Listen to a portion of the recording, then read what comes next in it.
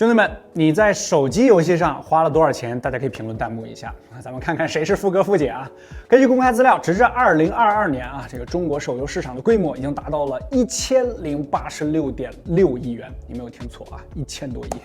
之前大家可能也看过类似的相关新闻啊，比如说全民级的游戏《王者荣耀》，这个平均1个月啊就能给腾讯带来高达16亿人民币的营收。本期又是一期超长篇啊，我们将带大家回顾手游发展20年，我们聊聊手机游戏是怎么从消磨时间的小品一步一步变成我们娱乐生活中不可或缺的一大部分的啊。整理完本期，我甚至觉得大家现在能用上这么强大性能的手机，有很大程度上是因为手机游戏的进化。感谢氪金的各位富哥富姐们。Hello， 大家好。我是黄牛，欢迎收看本期白色屏手机游戏发展史。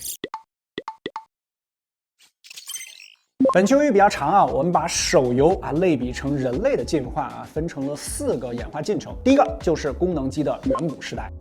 世界上第一款手机游戏是哪款？你知道吗？大家可以评论弹幕一下啊。要回答这个问题，得从一个叫做克里斯蒂安·卡夫的人说起。1991年，修读电子工程专业的卡夫刚刚毕业啊。电子工程在90年代的欧洲其实并不太好找工作，于是乎，他在投了80份简历苦等了半年之后，终于在1992年初一家德国公司Hagnac 中文名叫汉加诺其实很早之前他也是有手机进入过中国的给他抛出了橄榄枝。当时公司启动了一个制作 GSM 电话的项目，而卡夫的任务就是给世界上最早的数字移动电话之一MT900 开发电话簿这个软件。在百度研发实验室的手机元件时卡夫突然萌生了一个想法，就这小玩意儿肯定可以用来干点别的什么。就比如说弄个游戏，心动不如行动卡夫用了1个周末就对街机游戏俄罗斯方块进行了一个快速的克隆制作了第一个可以在手机上运行的游戏尽管第一版的样品还是比较粗糙的但是卡夫将他的成果给其他同事展示的时候，还是收获了一致好评营销经理更是如获至宝马上把消息带回了德国总部但这个功能要正式上市，还得解决2个问题。第一个也是比较大的这手机在进行游戏的时候，如果有电话接入，这系统就会崩溃掉而且即便手机充满电最多也就只能玩1个小时的游戏。第二个就是俄罗斯方块的版权问题，反正最后不知道是出于哪个原因MT900 虽然孕育了世界上第一款手机游戏但是它并没有投入市场还是比较遗憾的。直到1994年俄罗斯方块才正式内置在他们后续推出的手机上，这款手机就是 MT2000。但是同年在 MT2000 上市之前 ，IBM 上市了他们的一款手机叫 Salmon， 这款手机内置了一款叫做 Scramble 的游戏它甚至还是一款触控游戏玩家要利用触控笔在屏幕上的16个方格内调整其中15个带有数字的方格位置，使其恢复顺序的拼图游戏。这个游戏听起来感觉相当不怎么游戏难怪它没有火起来。不过也因此世界上第一款手机游戏的答案就变得有争议性了有趣的是，卡夫在1994年从原公司离职以后在1996年就加入了诺基亚，而在1年之后诺基亚就在6110中加入了大家最为熟知的经典游戏，也是刚才我问世界上第一款游戏的时候，估计很多人弹幕回答的贪吃蛇。贪吃蛇一直被大众奉为最经典的手机游戏，甚至没有之一它其实也是有原型的与俄罗斯方块一样原来都源于街机游戏。但俄罗斯方块碍于手机的小屏幕限制这版本遭到了严重的阉割，比如画面显示行数就非常少因而影响到了用户的游戏体验。而相比较这贪吃蛇的玩法呢，更不容易受手机这块小屏幕的限制所以大获成功。到2000年的时候，诺基亚趁热打铁在3310上推出了它的续作贪吃蛇2，玩家甚至还可以利用红外线进行连接，让你实现在2部功能机上进行双人模式甚至不会有延迟到贪吃蛇3的时候，除了画面有颜色之外游戏也不限制在画面以内的范围了，这地图变大了可以向外延伸了。在之后的几年，这款游戏安装在了几乎所有的手机设备上，很多人在手机上第一次玩游戏应该就是这款游戏贪蛇系列也成为世界上玩过人数最多的手机游戏。我感觉都可以把之一给去掉。诺基亚都破产10几年了，那这条蛇在游戏市场依然拥有一席之地。比如蛇贪吃累计下载量超过6亿的贪吃蛇大作战，还有 Snake Ride 等等这个市场反馈都是相当热烈。在贪蛇大获成功之后游戏正式成为了手机不可或缺的一个功能之一了。但不论是俄罗斯方块还是贪吃蛇都不是真正为手机平台量身定制的游戏作品他们都是从其他地方移过来的，更像是手机厂商试水的一个产品功能作为一种促进手机销量的手段啊。但是诺基亚在尝到了甜头以后啊，这个理所当然想要乘胜追击嘛，加大在手机游戏领域的投入。当2001年正是任天堂 GBA 如日中天的时候，手机想要从掌机市场中分一杯羹啊，就得先有挑战任天堂的筹码。况且手机想要发展游戏，还有一个关键问题需要解决。当时的手机系统不像现在啊，只有 iOS 啊和安卓，整个还有鸿蒙呢。爵士一般不玩游戏，遥遥领先。当时各家手机采用的技术、软件和架构都有所差别，这游戏很难实现跨平台服务啊。游戏厂商只能为特定的品牌制作一些小游戏，要兼顾所有的手机，那是几乎不可能完成的。这种情况，直到 Java 的移动平台版本啊 G2ME 的出现，算是打破了这个局面啊。Java 软件之间是可以相互兼容的，而且彼时手机也终于连上2G 网了。这个无论用户用的是诺基亚、爱立信还是摩托罗拉，都可以根据自己的喜好，通过网络运营商下载应用程序。中国移动梦网就抓住了这波热潮啊，推出了增值服务百宝箱啊。听到这个名字，是不是有些人开始热泪盈眶了？用过的小伙伴可以在弹幕里边扣个1啊。估计很多人这时候又想起了被5元30兆流量包支配的恐惧了。那可是一个一不小心话费就被扣完的年代啊。当时只要用户的手机支持 GPRS 啊，也就是俗称的2.5G 啊，就可以用这个类似于应用商店的服务下载各种各样的小游戏。G2ME 令 Java 软件雨后春笋般出现在手机软件市场上啊，允许用户在无数同类竞品中逛菜市场般的货比三家啊，你可以自由选择了。世界上第一家手机 Java 游戏开发商是韩国的 Come2S， 代表作是 ARPG 游戏啊艾诺迪亚，玩过的小伙伴可以扣波1啊。这个可能很多人并不是很熟悉，但是2003年他在北京建立了分公司啊，在国内推出了奇迹世界龙与地下城的 Java 版本，你听着是不是就有点耳熟了？甚至他们还为中国玩家定制了啊 C2S 三国志系列 Java 游戏，开始在全球掀起了一波热潮，因为它的运行平台相同，游戏制作者只需要简单的适配，就可以在不同品牌的手机上面运行了。像 EA 这种大型游戏制作公司也开始投入手游市场了。同年，诺基亚就对标任天堂的 GBA 啊，开发了 N-Gage 系列手机啊，就是那个像游戏机的手机，希望借此消除手机和游戏设备之间的差异。这台手机不仅配备了塞班 S60 系统啊，还有在当时性能相当高的 920T CPU 啊，画质在当时5个字啊，相当不错啊，可以说是一点不输任天堂的 GBA。至此，与诺基亚统领的塞班时代到来了。为了本期视频，我们还特意斥巨资300块啊，买了一台 N-Gage QD 啊，全塑料的机身，橡胶包边啊，巴掌大小，刚好能一手掌控。你用它来打游戏，肯定就不用怕小指弯了。而且它甚至还能插入游戏卡带啊。我们试玩了一下2003年的动作冒险游戏大作啊，《古墓丽影》。你现在看这画面也觉得挺精致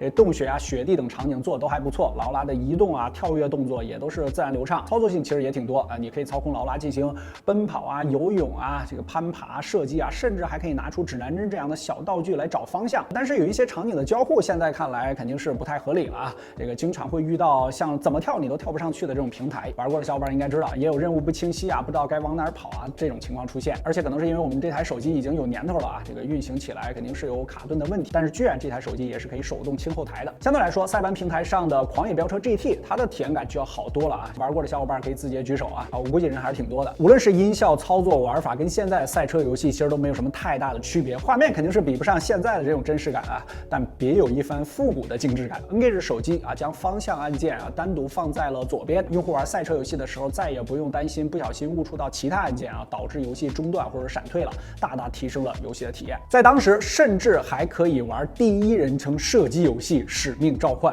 啊，游戏非常贴心的在画面左下角显示了箭头啊，给你提示出队友的方向啊，怕你玩着玩着就找不着北了。这准心在对准敌人的时候会变成绿色啊，但是这个画面确实太暗了啊，这个就算有这些功能的辅助，也是一不小心就任务失败。不过还是要提醒你啊，这可是2003年推出的手游，距今已经有20年了啊，比很多正在看视频的小伙伴年纪都大。而且这款游戏单是多人模式啊就有6种啊，让人出乎意料。总体来说，在 N-Gage 或者说在塞班时期啊，各种各样的游戏还是非常惊艳好玩的。有多好玩啊？我们工作室的小伙伴拿到手机当天，先是花了1个上午来研究怎么装当年的 Java 游戏啊，在这个手机上成功运行，然后他就玩了1下午。在世界初的时候，市面上的手游选择已经非常丰富了，但由于 Java 开发有最大内存限制啊，这绝大部分手机游戏的大小都没能超过1兆，而且软件运行效率还会因为手机的硬件水平和系统支持的程度不同而大不一样。直到2006年新的塞班系统出现啊，这种限制才被一一解除啊。在这一时期，电子游戏开始通过各种各样的形式出现在不同的手机上，比如说红极一时的都市摩天楼，玩过的小伙伴可以扣波1。游戏只需要用到1个按键啊，有手就能玩，这玩法简单，很容易上上瘾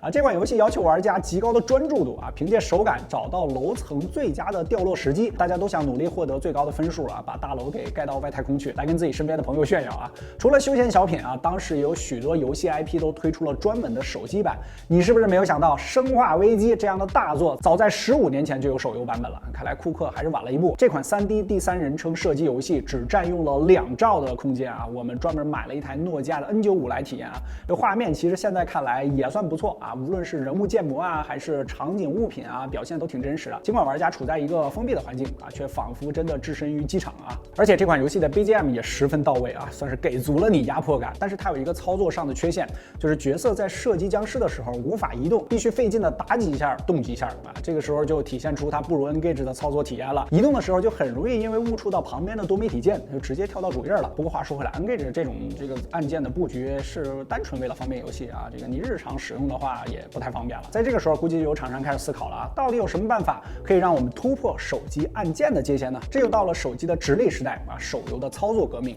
2007年 iPhone 横空出世，算是预兆了 Java 塞班游戏王朝的没落。只是当时一切还没有显得那么的无力回天啊。国内的丁果科技啊，就在07年啊推出了广受好评的《黄泉道》，在08年呢，凭借恐怖名作《七夜》啊，获得了当年的国际移动大赛最佳3D 游戏的提名。《七夜》这款游戏，早期基友应该都知道啊，有国产寂静岭的美誉。游戏算是精心塑造了让人毛骨悚然的氛围感啊，就比如说带有吱呀声的单独开门的动画啊，恰到好处的诡异背景音乐，还有脚步声营造出来的焦虑感啊，都突出了主角孤独一人冒险的无助。还有就是突然转入的血腥场面啊，这个因为超前于时代的3D 技术和叙事水准，至今啊仍有人称之为国产手游的巅峰之作。但是七夜的创作团队丁果科技啊，却没能因此获得更好的发展。他们还因为无力承担6300欧元的参展费用啊，错失许多机会。后面还因为盗版猖獗而宣告破产解散了啊。相关的这个故事在网络上已经有很多讲解啊，在这儿我们就不过多叙述了，你可以搜一下。电容触控这一形式可以说颠覆了大家对于手机或者说手游操控方式的认知啊。这个 Java 手游的霸权时代正式拉下帷幕。2009年要说哪款游戏最火啊？愤怒的小鸟那肯定是现象级别的产品了。整个游戏中玩家只需要一个动作啊，那就是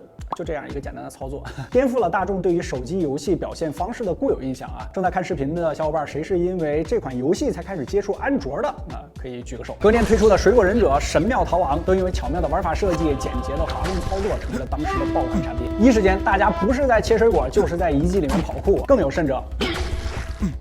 全都要。首月下载量就超过20万的水果忍者啊，甚至带动了当时整个手机贴膜行业啊，确实太火爆了。这款没有关卡设计、没有故事背景啊、场景单一的游戏，到底是怎么让大家如此着迷的呢？背后的逻辑可能和 Java 时代火爆的摩天大楼类似啊，就是老少皆宜的简单玩法啊。它不会因为你手足无措而积累太多的挫败感啊，但同时又有足够的挑战性。你还记得被那些越来越多的水果支配的感觉吗？手忙脚乱、爽快切水果的同时，你还得躲避啊夹杂在水果堆里边的各种炸弹啊，还是挺刺激的。而且它随进随出的手机模式啊，为手机用户的碎片化时间增添了一丝趣味，算是充分捕捉了人们只想利用手游来休闲放松的这种小心理需求。而且非常关键的，这款游戏它体积特别小，你像当时有很多廉价的甚至是山寨的安卓机啊，都可以畅玩，这也是火爆的关键原因啊，就更加普适嘛。神庙逃亡也将陀螺仪在游戏上的应用引入了主流，利用陀螺仪可以让你真的像操控方向盘一样啊，来进行狂野飙车、真实赛车。人们算是终于告别了物理按键的束缚啊，演化出了不需要使用键盘和手柄来进行游戏操控的方式了。这就有点像600万年前原始智人进化出了直立行走的能力啊，算是标志着我们正式进入了手游的直立时代。其实触控式操作游戏的发展啊，也变相推动了让我们的手机屏幕变得越来越大了啊。这个屏幕一大呢，分辨率也就要水涨船高，手游的画面表现有了更大的发挥空间了。而要展现更精细的游戏画面，这性能就不能拖后腿啊，否则就会卡顿。2010年，iPhone 4带着自家第一款自研A4芯片，比上一代 iPhone 强4倍的高分辨率显示屏，携手 iPad 开了那场震惊世界的发布会。玩家开始追求性能更加强大的手机。2011年上市的部分安卓手机搭载了骁龙 S3的处理器，让《无尽之家2》《暗枪之影》这样的3D 手游也能在主流价位段的手机上面流畅运行了。也正是因为这些游戏越来越精美，手机核心性能越来越受到大家的重视。一款手机能不能流畅运行，主流的某款游戏，甚至就成为了评判其好坏的重要指标啊！就像现在一样啊，你说你的手机性能好，那原神星铁咱们拉出来溜一溜。如果当时一款手机可以流畅运行2013年推出的《真实赛车3》《使命召唤：突袭小队》啊这样的大型3D 游戏，那么在理论上这款手机在使用其他功能啊和 App 的时候也能游刃有余。这就导致手机厂商不得不卷起来，每年新手机发布都能为大家带来各种惊喜啊！但光是手机厂商卷性能也是不够的，要畅享线上游戏的体验，延迟也是绝对不能忍的。这就到了手机的智慧时代啊，第3大阶段了啊，电竞手游的爆发。国内手游市场的绝对爆发点啊，其实还得从腾讯入局说起。在2013年正式迎来了4G 时代，同年年底，腾讯先后发布了天天爱消除和天天跑酷啊。天天跑酷凭借排行榜啊、爱心互赠啊、这个高分分享啊等等社交功能，积累了巨大的用户量，稳居国内跑酷品类市场份额第1的位置。在2014年，单月收入就可以达到2.5亿啊，是腾讯首款月入过亿的手游。2014年，实时竞技 MOBA 手游虚荣推出，在同一年，腾讯旗下的全民超神和英雄战记先后开放了公测，很多非手游玩家都被带进了 MOBA 游戏的大潮之中。现在还在玩这类游戏的小伙伴可以扣波1。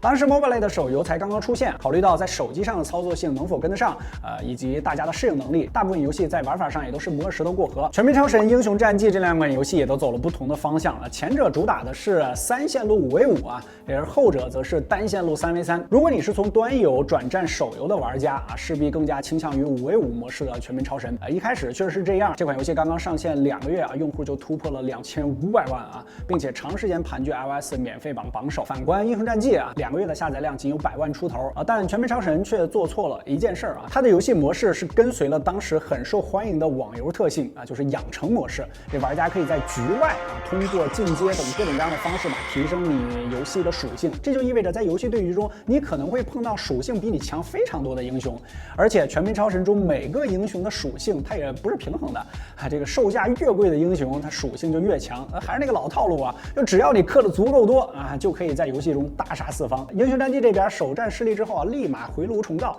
直接出了一个缩小版的撸啊撸啊，就是我们现在熟知的月赚16个亿的王者荣耀。当时市面上的竞技类游戏还是非常多的啊，但是王者和冰精英啊，因为依靠 QQ、微信2大平台啊，赋予了它强烈的社交属性，也就是你可以非常方便的和自己的同学、朋友、家人来对战啊，所以即便它不是这种游戏模式的首创，却依然能够称霸市场。这些竞技类手游不仅上手快，而且有紧凑的玩法和绚丽的画面特效啊。这就意味着啊，对于手游玩家所处的网络环境啊，有着较高的要求了。你需要在线对战嘛？长时间的游玩呢，也对手机的硬件性能提出了新的挑战。游戏中复杂的光照和粒子特效导致 CPU 和 GPU 都承受了很大的压力。也是从这个时期，手游开始明显的倒逼手机的性能发展。你的手机长得再漂亮，打游戏不行啊，很多人也就不会选购了。手机性能的不断提升，也促使更多的开发者单独为手机平台发行越来越多不同种类、不同题材的游戏作品。几乎每一年都有几款话题性的作品出来啊。下面这些作品玩过的小伙伴，记得把玩过这2个字打在公屏上啊，比如说2014年的纪念碑谷、2018年的 Florence、2019年的光遇等等啊，这些知名作品也让很多压根不玩手机游戏的用户开始接触到手游这种娱乐类型。而对于重度游戏玩家来说，和平精英啊、狂野飙车9、这个竞速传奇，以及2019年新推出的使命召唤移动版本啊，这种联网竞技游戏才是他们的心头好。想要玩好这些游戏，还是有一定门槛的。这玩家除了自身的操作之外啊，一套更人性化的操作方式也是非常重要的。iPhone 6s 这台手机非常特别，它带来了3D Touch 这项技术啊，也就是压力触控，它大大提升了手游的操作体验。在主流手游的键位设置上，大多都是一个虚拟方向摇杆，然后加上数个功能键的组合，这每个技能键对应的都是一个技能或者一个效果。而3D Touch 呢，则是可以实现一个键位轻和重2个技能效果啊。我自己吃鸡水平的巅峰就是在使用3D Touch 的年代。压力触控对于需要频繁操作的动作和射击类的游戏来说，优点还是非常明显的。这也是很长一段时间啊，这个游戏手机都标配这个功能的重要原因。得益于4G 的快速普及以及流量费的快速下降啊，大家也终于可以摆脱网络速度的掣肘了。空闲时间找朋友吃个鸡，开2把黑啊，都没什么问题了。估计很多小伙伴倒不是真的那么喜欢打游戏啊，很多人也是想着借着网络啊，借着游戏，那10几分钟、几10分钟，跟一些很久没有见面的老同学或者说新朋友联络一下感情。但与此同时，我们的各种设备啊，也越来越依赖网络的力量。不论是刷视频，还是春节期间在7大姑8大姨的围攻之中啊，你在夹缝里边玩 Kimi 的时候后都需要更好的网络环境。但是亲戚手上戴着的智能手表，爸妈的平板电脑，弟弟妹妹的小爱同学都在与你的手机争夺同一个 WiFi。以上的种种情况都会在意想不到的时候，都会让你的游戏导致卡顿，甚至掉线。是的，这个 WiFi 和4G 又不够用了。第4个环节是离咱们最近的就是现代手机开创的游戏新纪元。5G 网络的出现不仅带来了更快的速度和更低的延迟还能拓展比4G 更多的传输方式。2018年底，高通的外挂式5G 芯片骁龙855发布当时推出了一个对于手机游戏非常重要的功能，就是 Elite Gaming 这个在后续影响了很多游戏手机。在这个阶段其实已经不只依靠硬件本身来提升游戏表现了对于软硬件的统筹优化也是非常重要的一环这手机游戏已经异常庞大了。既然手机已经配备了高性能的处理器大量的内存和强大的图形处理能力，那么对于性能要求非常高的这种大型手游也是应运而生它就是开放世界3A 大作手游版的《我的世界》。